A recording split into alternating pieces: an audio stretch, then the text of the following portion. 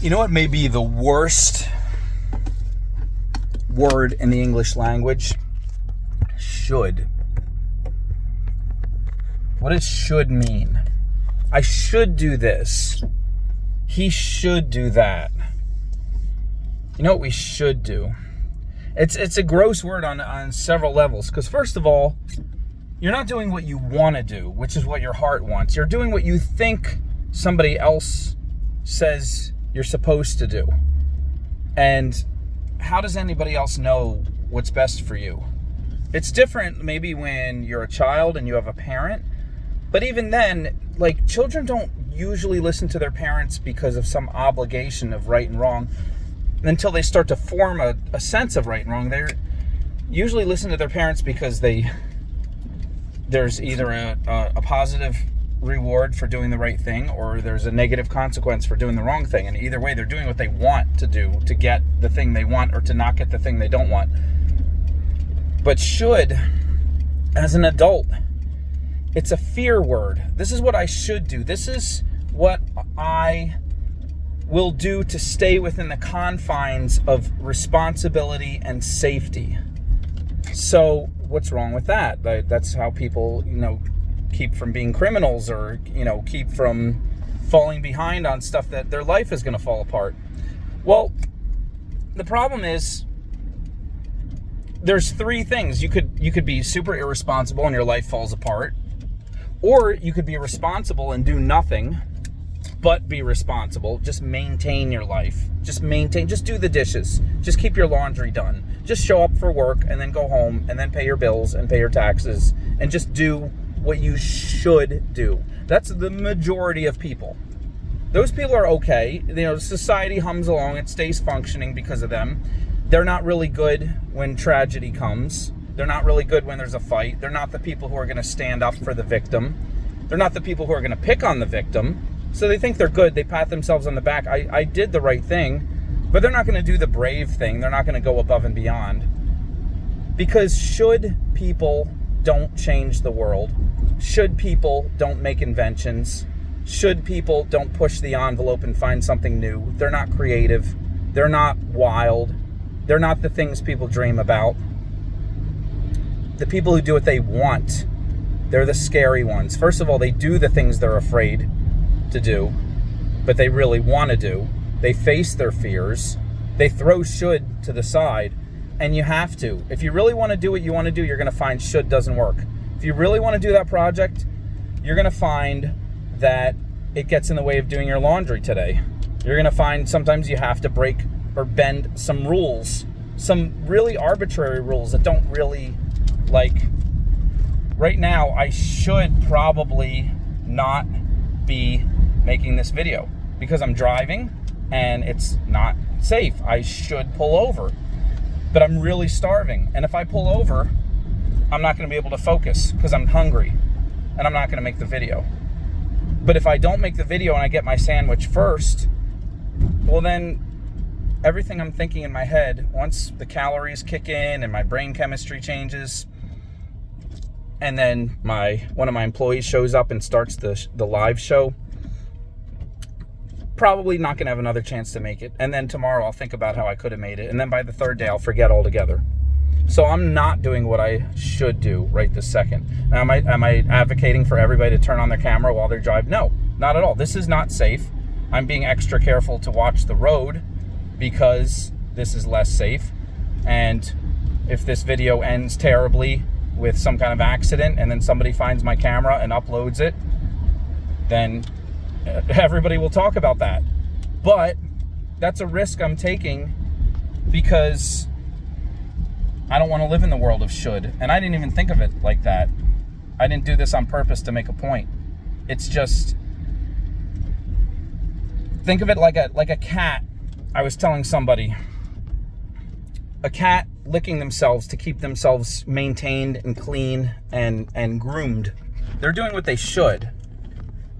But in a pride of lions, it's usually only one lion that actually catches the dinner, that goes out of their way. But all the lions do their part, but there's usually one extra aggressive lion who goes out and catches the animal for all the rest of the pride to eat. So that lion is living what they want to do. All the lions want to. Every single cat on earth wants to hunt. That's their greatest desire on earth, is to hunt. They're the most perfectly designed killing machines in all of the world of mammals. But most, in the lion situation, most of them are not going to catch an animal every single day. And in every single hunt, most of them are not going to be the ones that take down that animal. It's the craziest, most aggressive one. It's the one that goes a little bit further and beyond, doesn't wait for the perfect one to come by, just goes out there and grabs the first option. And they fail. Like cats aren't always successful in their hunts. Their success rate is somewhere, it depends on, there's different studies, but it varies. But their success rate of actually catching an animal per hunt is somewhere between like 50% and 80%, depending on different studies of different types of cats and different types of situations. But there's times where they mess up. They don't get an animal. For all their best efforts, they end up hungry with nothing. But do they ever stop? No. Do they ever just sit there and maintain by licking their fur? That's what your life is. Living should. You're like a cat that just sits there and licks their fur, keeps himself clean and groomed all day, and never hunts. What's the point of living? And it's even worse. It's infinitely worse as a human, because cats are cats. Cats are whatever they do. They're going to live and die, and the next generation is going to come and never know what came before them. But as humans, we're building for each other. We're building a legacy, and every single person on earth who came before you is rooting for you. They wanted you to exist. And every single person that comes after you is going to be better or worse because of what you did in your life, in your little teeny tiny life. And even the people alive with you today are going to be better or worse based on what you did. Are you going to live your dreams? Are you going to go out and do the scary thing that means you have to put the laundry aside for a couple days and seem a little bit irresponsible? Are you going to do what you want, or are you going to do the should? Are you going to open up those art supplies you had sitting on the table for 6 weeks and actually do some art, even though you don't feel inspired, even though you don't have all the pieces you need? Are you just going to set it up and just make some crappy art to get the ball rolling? Or are you going to sit there and think about all the art you could do and just imagine all the amazing things you could create, and then watch another video about somebody else making art? What's it going to be? Are you going to do what you want, or are you going to do what you should? The dishes, going to work, paying taxes, picking up your kid from school. It's a cop-out. It's a way to pat yourself on the back and say, well, I'm a responsible human being. I'm doing the right thing. At least I'm not hurting anyone. I'm doing what I'm supposed to do. But why were you born? You were born with gifts that nobody else has. You were born with a combination of talents where in the right place at the right time, you could be like lightning in a bottle. You could change the world. And some people are going to change the world for millions. And other people are going to change the world for one person. Maybe you're just going to be that one super wonderful aunt who helps her niece or nephew to get over a hard point, and that person is going to go on to do great things. Or maybe you're going to be an amazing person for your 2 kids, and you're going to show them how to go above and beyond and live your dreams so that they're not afraid to live their dreams, and they're going to go on to do something amazing. But whether you're going to affect one person or millions, the world needs you, and you're either going to draw back into your little cozy cocoon of doing everything I should do, which is a total cop-out and a total lie, because you're worthless. Sorry. Like, if your whole point of existing is to put food in your body so your body just keeps functioning until it stops functioning, and that's it, and you're just doing what everybody else does, then what's the point? What's the point? That's not what people live for. People don't get out of bed for that. That's what leads to depression. People get out of bed for songs. And who writes those songs? Who sings those songs? The crazy people. The people out on the edge doing the things that they were scared to do. That's what gets people out of bed. What do people live for? What do people dream for? They dream for that movie ending, that exciting thing where all the pain and all the suffering and all the risk paid off for some amazing adventure. That's what your heart wants. Your heart wants that adventure. And then maybe that adventure is just pushing yourself a little further today. Like I lifted weights today. I hadn't done it in weeks. And I had those barbells sitting there for over a year. The dumbbells and different ones I acquired. And I lifted them here. I lifted them there. I did some push-ups here. I did some push-ups there. But today I actually picked up a whole bunch of them and lifted all different ways. And I picked up ones that were way too heavy for me. And I pushed it. And it wasn't what I should have done. I picked up ones where I could only do 3 reps. That's a little too heavy. You could injure yourself. I should not possibly have done that. But you know what? I feel more amazing head to toe. In my chest, in my shoulders, in my legs. I did some squats. I feel more amazing than I felt physically in weeks because I pushed should out of the way and just... You know, another thing? I was sipping coffee in between every set. You should not drink liquids in the middle of exercising because you could cramp up, because your energy, the blood isn't going to your muscles, it's going to your stomach instead. You should not eat or drink in between, in the middle of an exercise. You should exercise like way separate from your eating schedule, like 3 hours after eating or more, or in the early morning before you eat anything. Like that's when you should exercise. I was totally doing everything wrong, but I feel great because I didn't listen to should. I did what I wanted to do.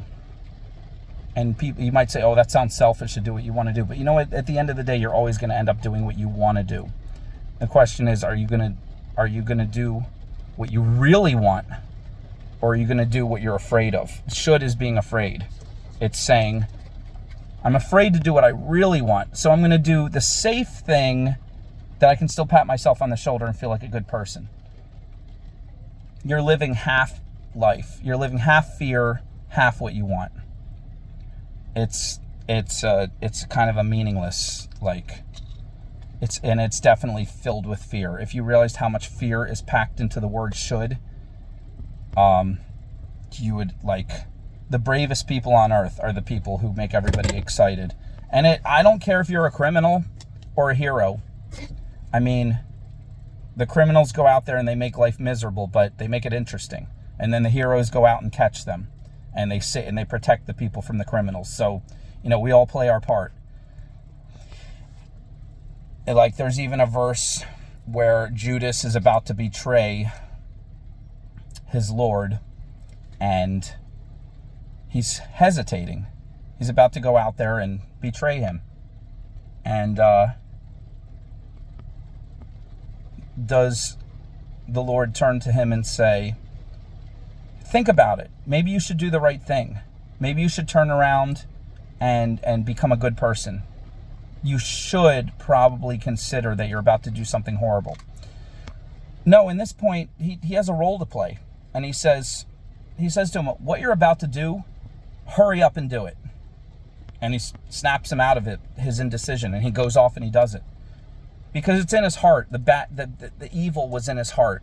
And you might as well get it out. Because if you get it out, if you have bad stuff in your heart, go get it out and find out how bad it is. And you'll shock yourself and you'll be like, whoa, I shouldn't do that anymore. If you have good in your heart, get it out. It's doing nobody any good sitting there in your brain. It's no good. It's no good. The good is no good stuck in here until once it gets out, then you, oh my gosh, that was so awesome. I want to do more good and more good. And the bad is doing no good up in here. Try it out. Do something scary. Do something a little dangerous. And if you live to talk about it, you'll realize you don't want to do that again. Or maybe you'll find out, wait a minute, that wasn't as bad as I thought. It didn't really hurt anybody. It didn't really break any rules. I was being too hard on myself when I thought I shouldn't do that.